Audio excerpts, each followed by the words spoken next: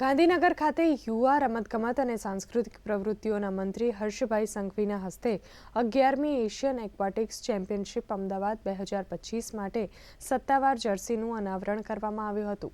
રમતગમત મંત્રીએ જણાવ્યું કે અમદાવાદના નારણપુરાના વીર સાવરકર સ્ટેડિયમમાં આયોજિત આ ટૂર્નામેન્ટમાં 28 દેશના 900થી વધુ ખેલાડીઓ ભાગ લેશે। ગુજરાત માટે આ સૌભાગ્યની વાત છે કે રાજ્યને અનેક મહત્વપૂર્ણ આંતરરાષ્ટ્રીય ટૂર્નામેન્ટ્સ માટે યજમાન બનવાનો અવસર प्राप्त થયો છે। गुजरात के युवाओं की ओर से आप सबको अभिनंदन देना चाहता हूं कि आप सब ने अलग अलग टूर्नामेंट्स में भारत का झंडा और शान से लहराया है और मेरे गुजरात के सभी नौजवान आने वाले एक महीने आपकी ट्रेनिंग एवं ये एशियन चैंपियनशिप के दरमियान आप सबको देख के और प्रेरणा प्राप्त करेंगे और गुजरात से भी कई अच्छे स्विमर्स हम आने वाले दिन में आपकी टीम के अंदर कैसे पहुंचा पाए उसके लिए हम लोग काम आगे बढ़ा रहे हैं।